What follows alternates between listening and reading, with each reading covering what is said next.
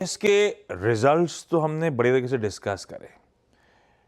एक काम करें, श्रेया से जान लेते हैं ब्रोकरेजेस क्या कह रही हैं। श्रेया, ब्रोकरेजेस कैसे मानती हैं नंबर्स को? देखिए टीसीएस के रिजल्ट्स आए और काफ़ी ज़्यादा मिक्स्ड व्यूज़ हैं। ब्रोकरेजेस की रिपोर्ट्स देखेंगे आप तो जेफरीज ने जहां बाय की कॉल दी है, टारगेट 4,760 रुपये प्रति शेयर कर दिया है। वही बर्स्टिन ने और सीएलएसए ने आउट परफॉर्म की रेटिंग दी है, यहाँ भी टारगेट प्राइस को इंक्रीज़ किया है। बर्स्टिन ने 4,700 रुपये प्रति शेयर का टारगेट प्राइस दिया है, वही सीएलएसए ने 4,546 का टारगेट प्राइस दिया है। लेकिन नोमुरा ने न्यूट्रल की कॉल दी है, साथ ही एचएसबीसी होल्ड करने को कह रहे हैं। सीएलएसए से शुरुआत करते देखिए, सीएलएसए ने का कहना है कि ग्रोथ और मार्जिन दोनों ही दृष्टिकोण से Q3 तिमाही फिर से निराशाजनक ही रही है, सुस्ती देखने को मिली है। लेकिन आगे ग्रोथ के लिए काफी ज्यादा ट्रिगर्स सीएलएसए को दिख रहा है। डिमांड कमेंट्री में सुधार देखने को मिला इस बार और ऑर्डर बुक में भी तेजी आई है। जिस तरीके से एआई स्पेस में बढ़ोतरी देखने को मिल रही है तो इस काउंटर को फायदा होता हुआ दिखेगा, ऐसा सीएलएसए का मानना है।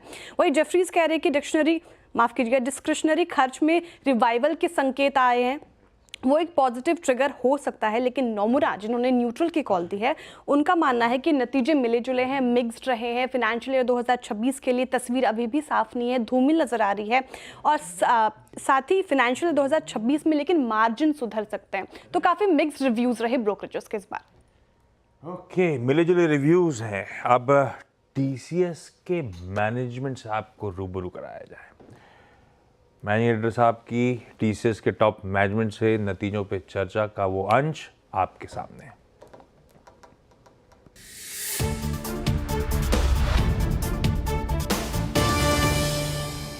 हमारे साथ टीसीएस के सीएफओ समीर सिकसरिया और टीसीएस के सीएचआरओ मिलिंद लक्कड़ मौजूद हैं। आप दोनों का बहुत बहुत स्वागत है सीएनबीसी आवाज पर जुड़ने के लिए। समीर, पहले आपसे शुरुआत करते हैं। एक टफ एनवायरनमेंट है, हम सबको पता था कि Q3 सीजनली वीक होता है, लेकिन डॉलर रेवेन्यू में मार्केट एक्सपेक्ट कर रहा था कि 0.6% की डी ग्रोथ होगी क्वार्टर ऑन क्वार्टर। आपकी डी ग्रोथ 1.7% रही है, उसका क्या कारण रहा है? अगर हम ये क्वार्टर एक खास बात रही है जो cross currency volatility, and I think उसकी वजह से जब आप सीक्वेंशियल बात कर रहे हैं तो हमारा कांस्टेंट करेंसी ग्रोथ जो है विदाउट टेकिंग इन एक्सचेंज वो फ्लैटिश रहा है। जबकि आप देखो तो dollar revenue D growth 1.7% negative रहा है। वो इसलिए हुआ है क्योंकि डॉलर ग्लोबली इस तिमाही में सभी करेंसी के सामने अप्रिशिएट हुआ, एंड वो रुपी के सामने भी हुआ, लेकिन रुपी ने अच्छा डिफेंस किया and it was not as much as other basket of currencies. So उसके चलते rupee saw appreciation against other currencies, और उसका जो क्रॉस करेंसी का बेचभाव था उससे वो 1.7 का हुआ।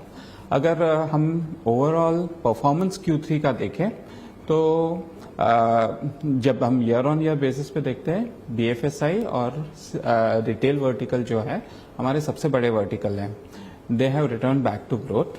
एंड 3 वर्टिकल जिसमें थोड़ी नमी दिख रही है वो है लाइफ साइंसेस, मैन्युफैक्चरिंग और टेल्को। उसमें प्रारंभिक संकेत दिख रहे हैं रिवाइवल के, स्पेंड रिवाइवल के, एंड ओवरऑल उसके चलते एक्सपेक्टेशन पॉजिटिव है। बिल्कुल, ये आपकी प्रेस रिलीज में आपने कहा भी है कि कुछ डिस्क्रिशनरी डिमांड रिवाइवल के साइंस इन वर्टिकल्स, पहले ये बीएफएसआई तक लिमिटेड था, अभी आपने 3 और सेक्टर जोड़ दिए इसमें। इसको अक्रॉस द बोर्ड आने में कितना टाइम लगेगा कि सब सेक्टर्स में ग्रोथ है? आई थिंक अगर यूएस जिस हिसाब से ऑलमोस्ट 6 क्वार्टर्स से डिस्क्रिशनरी स्पेंड पे कस्टमर्स वर कॉशियस, अगर उसके चलते देखें जब हमारे 2 सबसे बड़े वर्टिकल्स में रिवाइवल दिख रहा है, hopefully that should pass on across. More importantly अगर देखो तो the first to get conservative was BFSI, and जब वहां पे अगर रिवाइवल दिख रहा है it should pass on. Consumer sentiments बेहतर होते ही I think other verticals also should see positive momentum. 2 quarters employees add करने के बाद 5,370 एम्प्लॉयज नेट कंपनी से बाहर गए। ऐसा क्यों हुआ है? अगर आप भारत की सबसे बड़ी आईटी कंपनी है तो, और अगर ग्रोथ ठीक ठाक है तो ये क्यों हुआ फिर? नहीं ऐसा ना मैं पहले भी कह चुका हूँ कि हर क्वार्टर हर तिमाही में नहीं देखना चाहिए कि कितना ग्रोथ हुआ है, इसका डायरेक्ट लीनियर कोरिलेशन नहीं है। Okay.